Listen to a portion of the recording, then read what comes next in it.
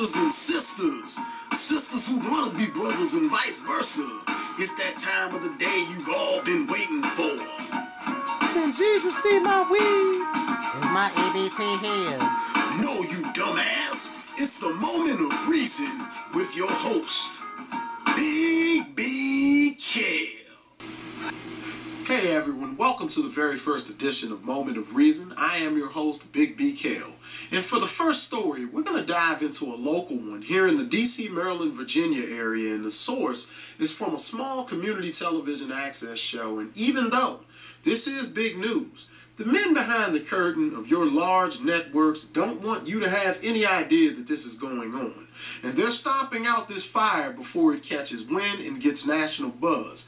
But since we at Moment of Reason are not affiliated with any corporate news Gestapo that sugarcoats the viewers with jive stories that lack substance, right before they show you endless amounts of fast food commercials and then top it all off with a guilt trip dessert by running a bunch of weight loss supplement ads behind it to appease the puppet paddle holding sponsors who dwindle the strings over their heads, you get unfiltered journalism that's crisp and clean with no caffeine. Now, in a recent Maryland Court of Appeals ruling, judges' instructions to juries in cases that took place prior to 1980 was deemed a violation to the defendant's rights to a fair trial.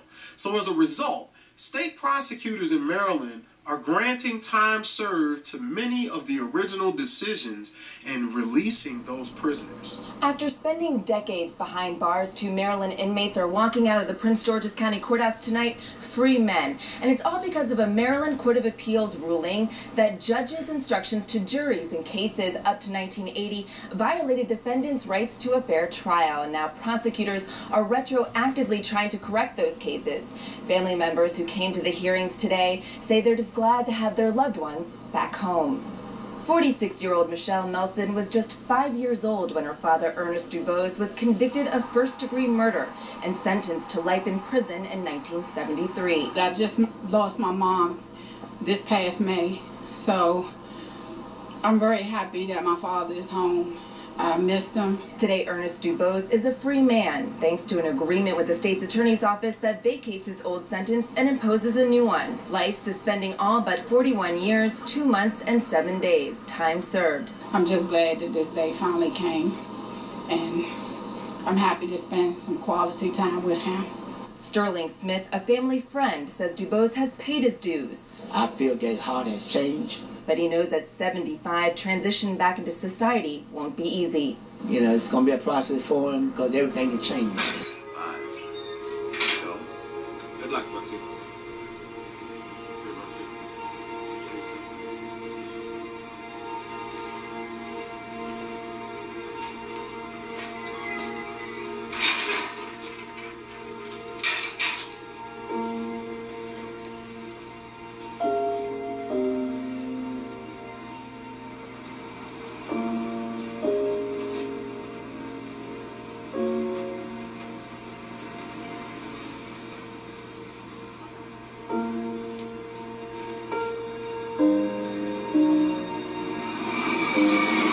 Dear fellas, I can't believe how fast things move on the outside.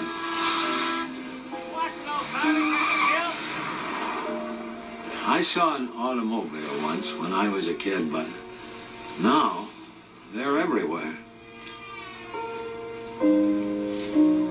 The world went and got itself in a big damn hurry.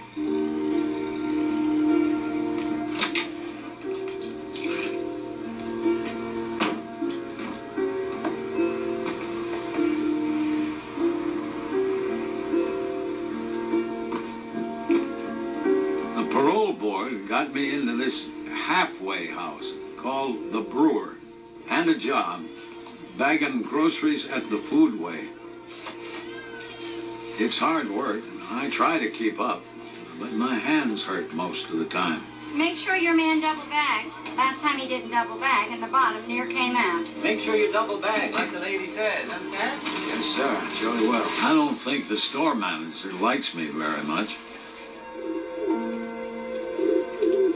Sometimes after work, I go to the park and feed the birds. I keep thinking, Jake might just show up and say hello, but he never does. I hope wherever he is, he's doing okay and making new friends. I have trouble sleeping at night. I have bad dreams like I'm falling. I wake up scared. Sometimes it takes me a while to remember where I am. Maybe I should get me a gun and rob the foodway so they'd send me home. I could shoot the manager while I was at it, sort of like a bonus. I guess I'm too old for that sort of nonsense anymore. I don't like it here. I'm tired of being afraid all the time. I've decided not to stay.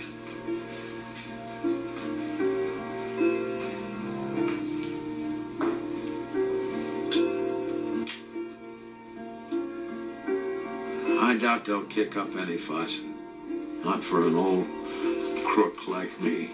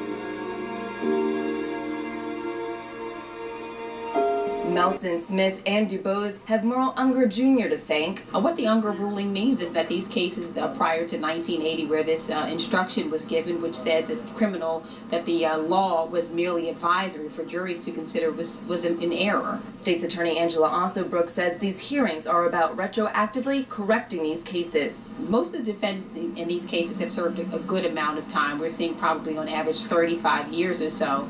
So it's the case that we no longer believe that they pose a threat to our community. 66-year-old Francis Jones was convicted of armed robbery back in 1978 and was serving a life sentence. Today he was credited 20 years for time served and left the courthouse a free man. The state's attorney's office tells us their investigators tried to track down victims' families but were unable to reach them, so they were not in the courtroom today. In total, there are 19 such cases in Prince George's County. 11 defendants have already filed motions for hearings.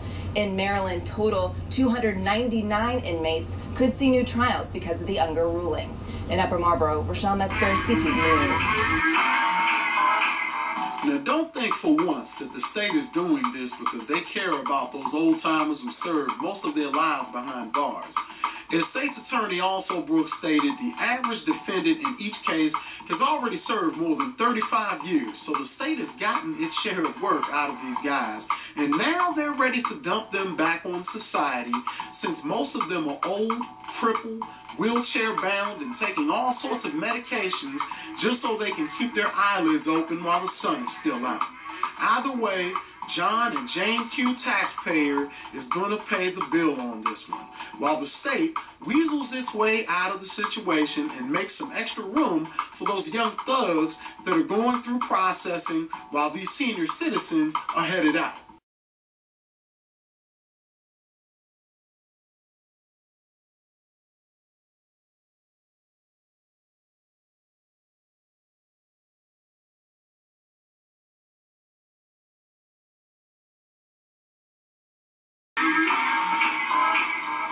All you folks who live in other locales all across the U.S. of A. better keep an eye out for this when it comes to your neck of the woods. Why? Because many of those brothers who got hammered to those biased crack cocaine sentences are being released throughout the country, returning to communities during the worst economic depression that has ever been recorded.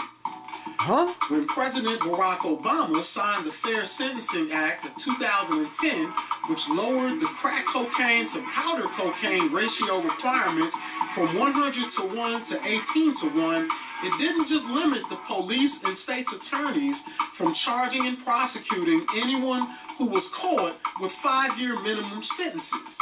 It opened a floodgate to the Federal Court of Appeals because many of those guys who received what we now call a basketball sentence went directly to lawyers, and many of them are being given time served, and they're being released in the same manner. Say what? So don't be surprised when you get a phone call from that distant relative that you thought was buried in some prison 4 or 5 states away, and he's begging you for a roof over his head.